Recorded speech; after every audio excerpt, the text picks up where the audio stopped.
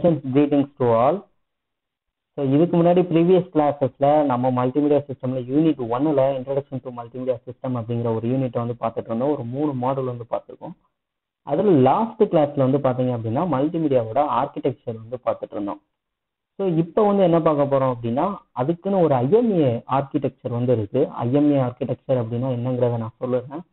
அதே மாதிரி இந்த மல்டிமீடியா சிஸ்டம்ஸை நெட்வொர்க்கில் கனெக்ட் பண்ணும் போதுல எந்த மாதிரியான ஆர்கிடெக்சரை ஜென்ரேட் பண்ணுது அப்படிங்கிறதையும் நம்ம வந்து இந்த வீடியோவில் வந்து பார்க்கலாம்.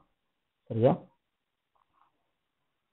ஸோ அதுதான் இந்த IMA architectural framework for multimedia systems and network architecture for multimedia systems. ஓகேவா? இதில் வந்து பார்த்தீங்கன்னா ஃபர்ஸ்ட் எடுத்தோன்னா ஐஎம்ஏ ஆர்கிடெக்சர் நம்ம வந்து ப்ரீவியஸாக வந்து பார்த்தோம் இல்லையா? பாட்டம் லேயரில் வந்து ஹார்ட்வேர்ஸ் இருக்கும், அதுக்கடுத்து ஓஎஸ் இருக்கும், அதுக்கப்புறமேட்டு பெரிஃபரல் டிவைசஸ் இருக்கும், லாஸ்ட்டில் வந்து அப்ளிகேஷன் இருக்கும் அப்படின்னு. ஸோ சேம் ஆர்கிடெக்சரும் இங்கே கொஞ்சம் எலாபரேட்டடாக வந்து கொடுத்துருக்காங்க. இதை வந்து என்ன சொல்லுவாங்க அப்படின்னா ஐஎம்ஏ ஆர்கிடெக்சர் அப்படின்னு வந்து சொல்லுவாங்க. ஸோ இதில் கீழே வந்து பார்த்தீங்க அப்படின்னா ஹார்ட்வேர்ஸ் வந்து இருக்கும். நம்ம ஃபைல் ஸ்டோரேஜ் பண்ணுற இடங்கள், hard disk or cloud storage, இல்லை அப்படின்னா நெட்வொர்க் சர்வரு, அப்படி இல்லை அப்படின்னா சிடி ரோமு, அப்படி இல்லைன்னா ஜக் பாக்ஸு, இந்த மாதிரி வந்து இருக்கும். இதை வந்து என்ன பண்ணுவாங்க அப்படின்னா மல்டிமீடியா இன்டர்ஃபேஸ் பஸ்ஸு கூட வந்து கனெக்ட் பண்ணியிருப்பாங்க. இதுக்கு பேர் தான் வந்து என்ன அப்படின்னா IMA bus, interface multimedia accelerator அப்படின்னு நீங்கள் வந்து இது வந்து சொல்லலாம். மல்டிமீடியா இன்டர்ஃபேஸ் பஸ் மூலமாக வந்து என்ன பண்ணியிருப்பாங்க அப்படின்னா இந்த ஆர்கிடெக்சர் வந்து ஃப்ரேம் பண்ணியிருப்பாங்க. ஸோ கீழே உள்ள இந்த ஹார்ட்வேர்ஸ் கூட அதுக்கப்புறமேட்டுக்கு இந்த ஸ்டோரேஜ் டிவைசஸ் என்விரான்மெண்ட் கூட ஹார்ட்வேர் லேயர் வந்து அடுத்த லெவலில் வந்து மெர்ஜ் ஆயிருக்கும். எதை யூஸ் பண்ணி அப்படின்னா இந்த மல்டிமீடியா இன்டர்ஃபேஸ் பஸ்ஸை வந்து யூஸ் பண்ணி வந்து மெர்ஜ் ஆயிருக்கும். ஸோ இந்த ரெண்டு சைடு வந்து பார்த்தீங்க அப்படின்னா அனலாக் டிவைசஸ் வந்துருக்கும். ஸோ இந்த சைடு அனலாக் டிவைசஸ் வந்துருக்கும்.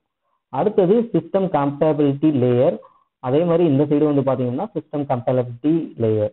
அதுக்கடுத்து பார்த்தீங்க அப்படின்னா அப்ளிகேஷன் கம்பேபிலிட்டி லேயர். அதுக்கடுத்து இந்த சைடும் பார்த்தீங்க அப்படின்னா அப்ளிகேஷன் கம்பேபிலிட்டி லேயர். லாஸ்ட்ல வந்து பார்த்தீங்க அப்படின்னா application layer. So same process தான் வந்து ரெண்டு இடத்துலையுமே வந்து நடக்குது, ரெண்டு சைடுமே வந்து நடக்குது. ஸோ இந்த ஐஎம்ஏ இதில் பொறுத்தவரையும் இன்டராக்டிவ் மல்டிமீடியா அசோசியேஷன், அதை தான் வந்து என்ன சொல்கிறாங்க அப்படின்னா ஐஎம்ஏ அப்படின்னு வந்து சொல்கிறாங்க. ஸோ இது வந்து என்ன பண்ணோம் அப்படின்னா இது ஒரு டாஸ்க்கை வந்து குரூப் பண்ணிடும். இந்த ஆர்கிடெக்சர் வந்து பார்த்தீங்க அப்படின்னா எதுக்காக டிசைன் பண்ணியிருக்காங்கன்னா இன்டர் ஆப்பரபிலிட்டி. ஃபார் எக்ஸாம்பிள் இப்போ என்னுடைய டிவைஸில் ப்ளே ஆகுற அதே வீடியோ நான் உங்களுக்கு அனுப்பினாலும் அது வந்து என்னவாகணும், ப்ளே ஆகணும். இந்த மாதிரி டிவைசஸ்க்கு இடைப்பட்ட இதில் இருக்கிற இன்டராபரபிலிட்டியை வந்து எனேபிள் பண்ணுறதுக்காக தான் இந்த ஐஎம்ஏ அப்படிங்கிற ஒன்று வந்து கொண்டு வந்தாங்க. இதை இன்னும் தெளிவாக சொல்ல போனேன் அப்படின்னா இப்போ நான் வந்து விஎல்சி மீடியா பிளேயரில் ஒரு வீடியோ வந்து ரன் பண்ணுறேன், அது வந்து ப்ளே ஆகணும். அதே இது நான் அதை யூடியூப்ல அப்லோட் பண்ணி ரன் பண்ணுறேன், அப்பயே அது வந்து என்னவாகணும், ப்ளே ஆகணும். ஸோ அதுக்கு யூஸ் ஆகிற ஆர்கிடெக்சர் தான் என்னன்னு பார்த்தீங்கன்னா இந்த ஐஎம்ஏ ஆர்கிடெக்சர் அப்படின்னு வந்து சொல்லுவாங்க. ஸோ இது வந்து பார்த்தீங்க அப்படின்னா ஒவ்வொருத்துக்கு ஏற்ற மாதிரி ஃபார்மட் வந்து சேஞ்ச் பண்ணிக்கிட்டே இருக்கும். ஃபார் எக்ஸாம்பிள் இப்போ ஓல்டில் உள்ள டிவிடி பிளேயர்லாம் பார்த்தீங்க அப்படின்னா ஏவிஐ ஃபார்மட்டில் மட்டும்தான் இருக்கும், அதுக்கடுத்து வந்து எடுக்காது. அதே மாதிரி பழைய ஃபோன்ஸில் வந்து பார்த்தீங்க அப்படின்னா 3GP ஃபார்மட்டில் தான் வந்து இருக்கும், ஃபார்மட்டில் தான் இருக்கும், அதுக்கடுத்து வந்து எடுக்காது. ஸோ இந்த ஆர்கிடெக்சர் வந்து என்ன பண்ணணும் அப்படின்னா ஒவ்வொரு டிவைஸ்க்கு ஏற்ற மாதிரி அந்த ஃபார்மட்டை வந்து சேஞ்ச் பண்ணணும். இப்போ யூடியூப்ல வந்து ஒரு வீடியோ வந்து பார்க்குறீங்க, அந்த வீடியோ வந்து உங்களுடைய லேப்டாப்புக்கு வரும்போதுல ஒரு ஃபார்மட்லையும், உங்களுடைய மொபைல் ஃபோனில் நார்மலாக ஜியோ பட்டன் மொபைலில் வந்து யூஸ் பண்ணும் போதுல இன்னொரு ஃபார்மட்லையும், உங்களுடைய ஆண்ட்ராய்டு மொபைல் யூஸ் பண்ணும் போதுல இன்னொரு ஃபார்மட்லையும், அதே நேரத்தில் உங்களோட ஐஃபோனில் வேற ஒரு ஃபார்மட்லையும், அதுக்கடுத்து வந்து பார்த்தீங்க அப்படின்னா பிளாக்பெரியில் வேற ஒரு ஃபார்மட்லையும், இந்த மாதிரி ஒவ்வொரு இடத்துலையும் வந்து பார்த்தீங்க அப்படின்னா ஒவ்வொரு இதுக்கு ஏற்ற மாதிரி அந்த அப்ளிகேஷன் வந்து மாற்றி தான் உங்களுக்கு வந்து என்ன பண்ணுது, அந்த மல்டிமீடியாவை உங்களுக்கு வந்து டிஸ்பிளே வந்து பண்ணுது. சரியா? இதுக்கும் வந்து பார்த்தீங்க அப்படின்னா இந்த ஐஎம்ஏ வந்து யூஸ் ஆகிட்டு இருக்கு. அதுக்கப்புறமேட்டுக்கு இந்த ஆர்கிடெக்சர் வந்து எதை பேஸ் பண்ணி இருக்கும் அப்படின்னா இந்த நான் ஆல்ரெடி சொன்ன மாதிரி மல்டிமீடியா இன்டர்ஃபேஸ் பஸ் தான் வந்து இதுக்கு வந்து ரொம்ப ரொம்ப முக்கியமான காரணம். அந்த பஸ்ல இருந்து தான் நம்ம வந்து என்ன பண்றோம் அப்படின்னா different types of devices, different types of applications எல்லாம் நம்ம வந்து கனெக்ட் பண்ணி நம்மளுடைய சோர்ஸ்ல வந்து டெஸ்டினேஷன் வரையும் நம்மளுடைய மல்டிமீடியாவை எல்லாரும் வந்து பார்க்குற மாதிரி வந்து இருக்கு. அதுக்கப்புறமேட்டுக்கு நெக்ஸ்ட் நம்ம பார்க்க போறது நெட்வொர்க் ஆர்கிடெக்சர் ஃபார் மல்டிமீடியா சிஸ்டம்ஸை வந்து பார்க்க போறோம். இதுல வந்து என்னென்ன இதெல்லாம் இருக்குன்னு சொல்லி வந்து பாத்தீங்க அப்படின்னா large volumes of images, video message வந்து எப்படி இருக்கும் அப்படின்னா டிரான்ஸ்மிட் பண்றதுக்கு ஒரு ஸ்பெஷல் நெட்வொர்க் வந்து நீடடா இருக்கு. ஃபார் எக்ஸாம்பிள் ஒரு 2 ஜிபிக்கு நான் வந்து டேட்டா அனுப்புறேன். நீங்கள் வந்து மெயிலில் பார்த்தீங்கன்னா இது ரொம்ப கிளியர் கட்டாக வந்து உங்களுக்கு வந்து விசிபிளாக இருக்கும். நீங்கள் 25 MB கம்மியாக அனுப்புகிற எந்த ஒரு ஃபைலும் வந்து பார்த்தீங்க அப்படின்னா டைரெக்டாக மெயிலாக வந்து சென்ட் ஆகும். ஆனால் இதே இது 25 MBக்கு மேலே உள்ள ஃபைலை நீங்கள் வந்து சென்ட் பண்ணும் போதில் என்ன ஆகும் அப்படின்னா அது டிரைவ்ல போய் ஜென்ரேட் ஆகி அங்கே போய் ஸ்டோர் ஆகி அந்த லிங்கை தான் வந்து என்ன பண்ணும் அப்படின்னா சென்ட் ரிசீவருக்கு வந்து கொடுக்கும். ஸோ அந்த நேரத்தில் வந்து என்ன ஆகுது, ஒரு ஸ்பெஷல் நெட்வொர்க் வந்து நமக்கு வந்து நீடடாக வந்து இருக்கு அப்படிங்கிறத நம்ம வந்து பார்க்குறோம்.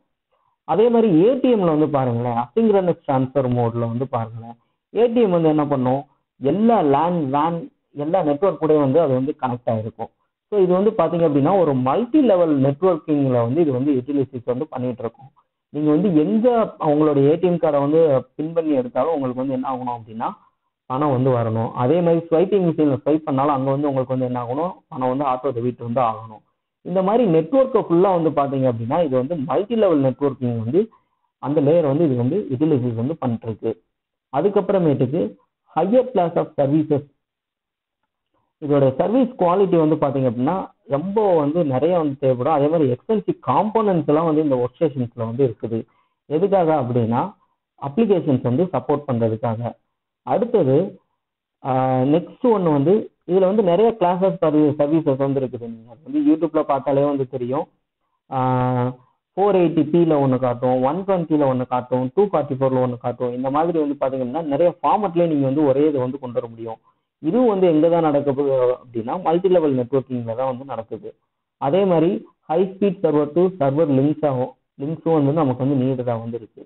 அதுக்கப்புறம் டூப்ளிகேஷன்ஸ் வந்து கம்பல்சரியாக நீடட். இப்போ உள்ள மாடர்ன் வேர்ல்டில் டூப்ளிகேஷன் இருக்கிறதுனால நமக்கு என்ன லாபம் அப்படின்னு சொல்லி பார்த்தீங்கன்னா ஆக்சுவலாக அது வந்து மணி வேஸ்ட்டு தான்.